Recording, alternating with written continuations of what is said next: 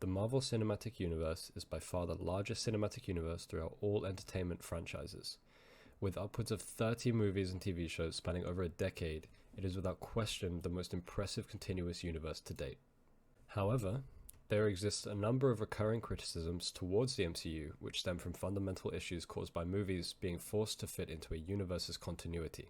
Before I get into explaining what these issues are and why they exist, I want to make it clear that I am not making this video with the intent of bad-mouthing the MCU at all.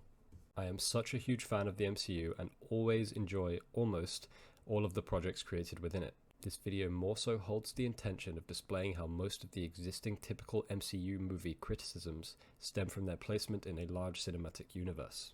I also want to state that everything included in this video is my own opinion, and whilst I will criticize the MCU, I am not referring to every movie involved, just a chunk of them. You may be thinking, how could simply the existence of such an impressive cinematic universe cause any issues? Well, the positive outcomes of creating a large cinematic universe unfortunately create a few negative ones that can harm the creativity of certain movies within the continuity. When you aim to create a universe-wide story spanning over 10 plus years, involving countless numbers of characters appearing throughout both team-up and solo films, you first need to create an overarching plan of how you want the story to progress movie by movie. When creating such a plan, you need to come up with answers to questions such as, what heroes do I want to feature? What villains do I want them to face? How do I want my heroes to develop movie by movie? And who do I want to die and who do I want to live? Whilst all of these questions do prove very helpful in creating an overall captivating story for your wider universe, the answers also create certain restrictions for the stories inside each individual movie. For example, imagine you're Kevin Feige and you're planning out your massive 10 plus year plan for the MCU. You create the ideal story told over the course of more than 25 movies, perfectly planning out where you want each of your characters' stories to begin and end in each movie. But now, you have the struggle of writing an original and captivating journey for each of your characters in each of their respective movies, while still having it fit your beginning and endings, as well as your further plans for the timeline. This misplaced focus can cause movies to end up following an unoriginal formula with no real regard for good writing. Essentially, the formulaic nature of the MCU that receives so much hate stems from their focus on creating a large universe rather than writing good movies, and in turn inevitably stifles their ability to be creative and push the boat out. Trying to introduce multiple characters and develop them through an interesting and original story becomes a monumental task when you're repeatedly forced to adhere to the larger story you wish to create.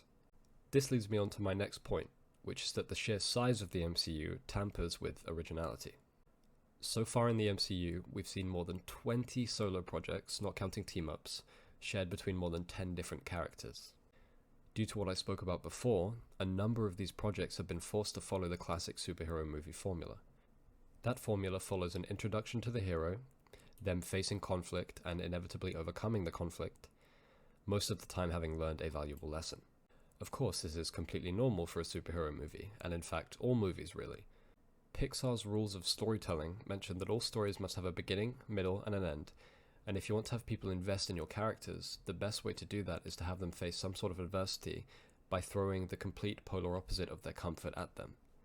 So, evidently, there is a formula to be followed if you want to create an interesting story. However, the point remains that when you see this more than 20 times and counting in the same franchise, being presented pretty much in the same way, it can become overly formulaic for your viewers. And with all these movies being constantly released, the story of the larger universe is rapidly progressing, and whilst this sounds like a major positive, it actually creates problems of its own. See, the MCU is so focused on progressing the story of the larger cinematic universe that it first and foremost aims to set up the next thing, whether it be with character cameos, post-credit scenes, or something else entirely. Evidently, progression of the cinematic universe sometimes takes precedent over creating an engaging story. This fact can lead to writers and directors disregarding the actual quality of the movie's story, as the main focus is primarily on where the character ends up at the end of the movie, regardless of how they got there. This ends in a number of movies in the MCU prioritizing post-credit scenes and cameos over an actually well-written story. Of course, this is all without mentioning the toxicity caused by fans having increasingly frequent expectations of at least one post-credit scene and being hugely displeased if there isn't at least a single cameo. For example, if anyone was active on Marvel Twitter after the release of the final installment of the Hawkeye Disney Plus show, You'll know all too well how negatively some fans reacted when all they were met with at the end of the credits was quote-unquote just some lousy musical number. This toxicity stings even more when you realize that said lousy musical number was choreographed by genuine theatre veterans. A great example of world building taking precedent over writing in the superhero genre is Morbius. If you manage to stay awake through Morbius, you will have noticed how overwhelmingly obvious it is that this movie was written just to feature a poorly written post-credit scene in order to progress the Sony Spider-Man universe and set up a future Sinister Six-esque movie. Disregarding the post-credit scene and cameo, the movie itself is very poorly written and incredibly rushed, blindly following the superhero formula and praying that they make enough money from their Sinister Six-esque movie to make up for the failure of all the prior films. And similarly to certain MCU installments, it's very possible that Sony will drown their movie so deeply in cameos, callbacks, and fan service to draw away from the fact that, once again, they've paid little to no attention to good writing. Now, as I mentioned before, this video is not talking about all MCU movies. There are numerous movies in the MCU that either don't follow the typical formula or manage to create an interesting and new way of storytelling despite the fact. Infinity War, for example, shows the heroes we've seen winning again and again for almost a decade, being brutally torn apart by the seemingly unstoppable force that is Thanos. Throughout this movie, all of the progress our heroes had made over the decade prior was shattered. And as sadistic as it may sound, it felt like a genuinely refreshing breath of fresh air to watch our heroes suffer real loss for once. To give another example, despite not being too popular, Eternals does try to adapt the MCU formula by combining it with almost a character drama-esque genre to try and create something original. Instead of conforming to the typical fast-paced, action-packed plot of MCU movies, Eternals regularly slows things down for character introspection.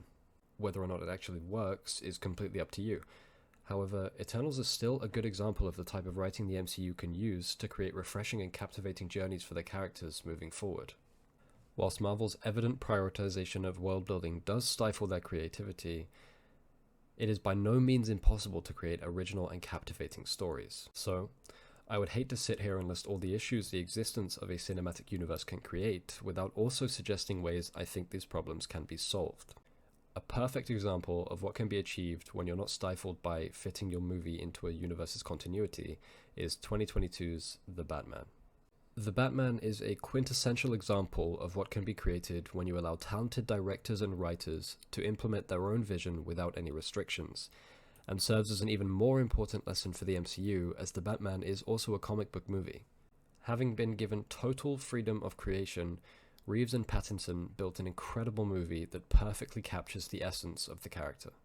But having already created such a large continuous universe, how could the MCU do this? Well, now that we're into the multiverse saga of the MCU, Marvel at last has the ideal opportunity to write completely original and new stories that do not affect continuity in the slightest. By setting characters and their journeys in an alternate universe, Marvel can finally give their writers the complete creative freedom that allowed Reeves and co. to inspire the masterpiece that is The Batman.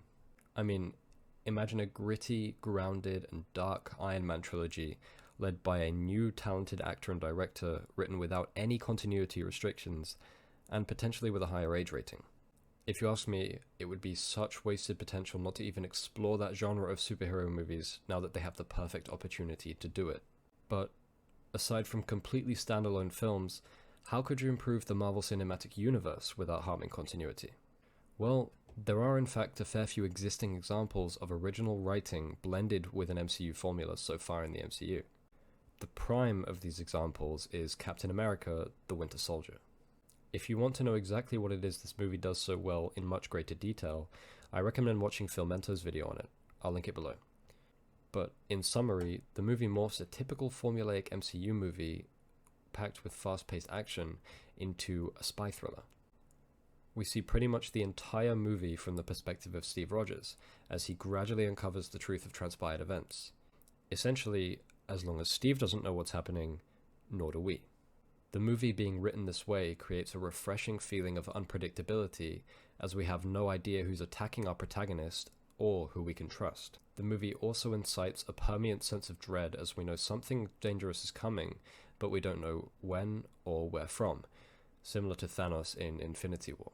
With all this put together, and more, it's a perfect example of how MCU movies can fit into the continuity of a wider universe whilst also providing original and creative stories. So, with all this taken into consideration, I would love to see Marvel explore the possibility of combining the MCU formula with various different themes in order to consistently create captivating movies. They could explore themes of romance and tragedy as they did in WandaVision.